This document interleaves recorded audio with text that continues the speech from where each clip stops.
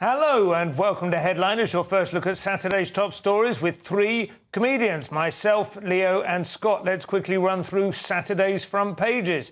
The Times, budget will place bigger burden on businesses. The Daily Mail, Starmer's insult to Middle Britain. The Telegraph, workers' taxes will rise, admits Chancellor under pressure. The Sun, booze, fags, meat, fun. I can have diddly squat if I want to carry on living, says the nation's favourite farmer. The Eye, Reeves faces growing Labour backlash over tax squeeze for working people. And finally, the Daily Star, still working on the old jam thread. I'm in a jam, says Weller lookalike. Those are your front pages. So we will kick off, Leo, with the Daily Mail. So the Daily Mail leads with Starmer's insult to Middle Britain. There's a furious row as Prime Minister suggests that those with shares and property and savings aren't working people. He said he wasn't going to put taxes on working people in his budget, but unfortunately, most of the money you can raise from taxes comes from working people. So now he's looking at other places. So he's looking at putting taxes on shares. This is worrying to me because they say they want to raise an extra £40 billion from taxing shares, investment, property, whatever it is. The trouble with that is they also want to be the growth party, and shares aren't just like some savings account for some rich guy. The shares, the money that is invested in companies, spurs growth. That is investment in the private sector. That's where all the growth that pays for all the lazy people in the public sector to sit around voting Labour and doing nothing comes from. So, I mean, really what you should be doing is slashing taxes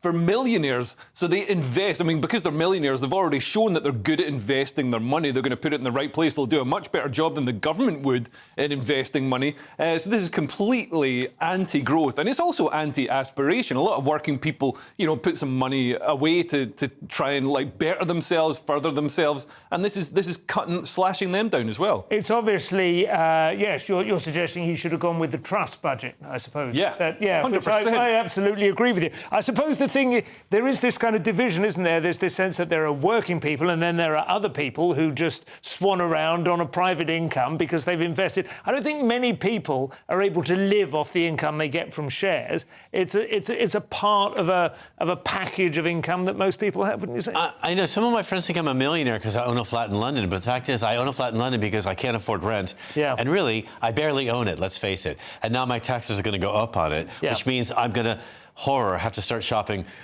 at Tesco. So that's my life now. That's what he's giving me, is stale bread. And it's interesting, though. It is exactly what you say, Leo, that there is this kind of perception that there's almost a kind of pernicious envy, I think, towards the investment class, that this isn't earned money, this isn't real money, this is just creaming, this is like sucking the blood from the neck of the cattle. And in reality, it is exactly what makes any sort of viable capitalist economy healthy, isn't it? Drawing investment, knowing that you're going to be able to... One wonders how Hamas funds themselves, because they're not meant to take any profit off their investment. But I think they do. Hamas? Yeah, I think they lie about that. OK. Yeah. Do you think they have a lot of British gas shares or something? I think they got their fingers in a lot of pots. I mean, I'm just hoping we can get some reparations underway, because that would be handy. 40 billion in reparations, that would make more sense. I wouldn't mind a check. They killed gays at the Auschwitz. Where's my reparations? Absolutely. You're going to need reparations after a few years or a few months of this Labour government. I think, it's interesting you mentioned the Truss budget, because I think this budget is going to be received. There's already, the sort of the symptoms bubbling up in the gilt markets and the bond markets. This budget is going to, because they've already said they're going to do some trickery to change the rules so they can borrow more. But that's not, you're still borrowing more. You're still making yourself more indebted. So I think the markets are going to respond really badly. And it'd be great if this government gets booted out like Liz was. I don't know if you've noticed this, but a few Twitter accounts, I haven't seen it on any front pages, a few Twitter accounts have been drawing attention to the extraordinary levels of debt that America has gone into in the last few weeks, obviously building up to the election. Another $500 billion of national debt. Drill, baby, drill. Drill, baby, drill. Absolutely extraordinary. But this is early on. This is at the beginning of a... We're buying Israel right now to pay our debt. That's what the war is all about, right? Do you want to have anything to say about Fern Britton and her Strictly experience before we move on to the Telegraph? Is this another person moaning that they cried because an Italian dance instructor shouted at them? Someone kicked her in the shin, I think. Yeah. Move faster, Fern. Move faster. I know.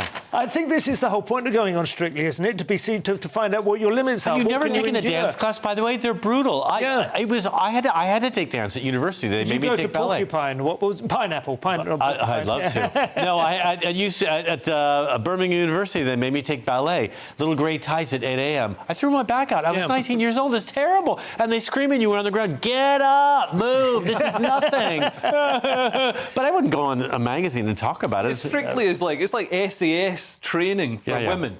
Yeah. They should just agree to go on Lazy Town. There should be a remake of Lazy Town to get them warmed up to start with. Let's have a look at the Daily Telegraph, Scott. We have workers' taxes there as well. But anything else? The Queen's Day in the sun, that looks jolly. Yeah, she looks all right. She's holding a doll that... I don't know. I think she should moisturise. A little bit. The doll looks a lot better than she does. That's the thing. The doll looks afraid of those old lady hands. They have an article about social media safety warning after serial catfish drives girl to suicide. They were talking about the story in the news earlier. Explain catfish to our viewers. This is someone that goes online and pretends they're someone else to gain attention. Usually more attractive. Yes. It's weird, that, isn't it? Why is it called catfishing? Because they're not an attractive fish. Right. Catfish was passed off as a more expensive fish. Right. So it was a fake. Okay. Yeah. It's not And they look still like a do. catfish. It's not the pout. Some markets still do. And did you read that 80% of the olive oil you get from Italy is not actually olive oil? No. I know. This explains everything. I know. How we've all turned out. I know. It's not olive oil at all. The Italians have been catfishing us on olive oil What is it? all along. Sunflower seeds? It's all sorts of other oils, cheap oils they put together. Just Italians, just their own oil, just like raking in the scraping dough. it out of Yeah. In China, they get gutter oil. They actually rake just matter out of the sewage system and render it down until you get oil out of it. But it's not good for you. It's the best of times and the worst of times. Be careful shopping. Be careful shopping in Indian markets. My Indian friend said that curry powder is just baby powder spray painted. Baby powder. And I said, how does that benefit them? You're never going to go back and buy that again. Yes, like talc. Is there a baby getting curry on its bottom? That's not going to be good either. Well, that sounds dirty when you say it, but actually, the social media story is kind of about that. This serious story. This Alex McCartney fella from Northern Ireland was going online pretending to be someone else, getting information from kids, intimate information, and then saying he was going to use it to blackmail them or show their siblings or embarrass them. And apparently, a 12-year-old girl killed herself, and then her father later, about 18 months later, killed himself, not knowing the cause of his daughter's death. Yeah, because that came now out later. that's That was in coming out. 2018. So this has been a huge case. It's affected thousands of kids, and they finally caught him, and they've given him a life sentence in Northern Ireland, and said that his crime was excruciating, that he's destroyed families. Been horrible. I mean, it is clearly a huge worry, isn't it? We still, every week there's some new story about young people and smartphones. They're clearly like a massive danger. But It's like bugs. When there's one, there's 1,000. I'm sure that this is happening all over the planet, At the other end of the mortality spectrum, we have Jeremy Clarkson, who needs to get his cholesterol down a bit. Yeah, so this says, this Clarkson exclusive, it says, booze, fags, meat, fun. I can have diddly squat if I want to carry on living. When I saw this, I thought he was moaning about the things that the government are banning. But actually, he's been told by a doctor that he's got to quit all these things because he's 64 and it's catching up with him. He's had life-changing heart or life-saving heart surgery, and obviously a lot of right-wing or heterodox commentators like P.G. O'Rourke, A.A. Gill, who's really good friends with Clarkson, Christopher Hitchens, they've all died from from their often their pancreatic life. cancer, often, isn't it, if it's alcohol? Yeah, their lifestyle or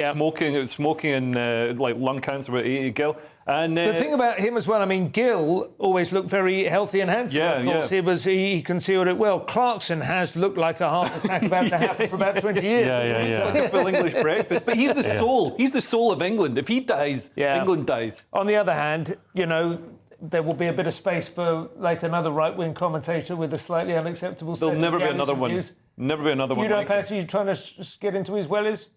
What about the NHS money he's wasting? That's the thing. He's had that heart surgery. Was that our? Oh, he must be on private. He's a very You think? wealthy man. He better be. Definitely. I want this dying MO on private. Got seriously. anything to say about the Eye, Scott? The Eye weekend? Reeves is facing a backlash over a tax squeeze for working people. Yeah. Apparently, there is a tax squeeze on working people. They said there wouldn't be, and now the fear is that there will be. Some workers could face a £290 a year hit from budget policies, analysts have suggested. Labour MP, quote, "They need to get the narrative right.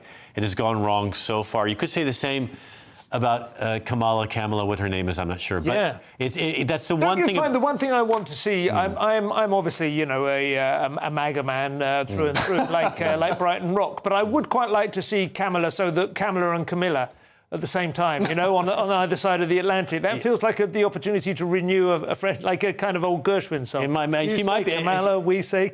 she might be able to teach Kamala how to sell herself, because so far, it's the whole message has been a bit dry. Yeah. And the message, particularly about I mean, she is a prosecutor. The economy is not her thing. No. But her message. But why does she just cackle like a wine aunt? That's what everyone wants to know. I think she finds can't really be that thick. She's trying to be lighthearted. That's all.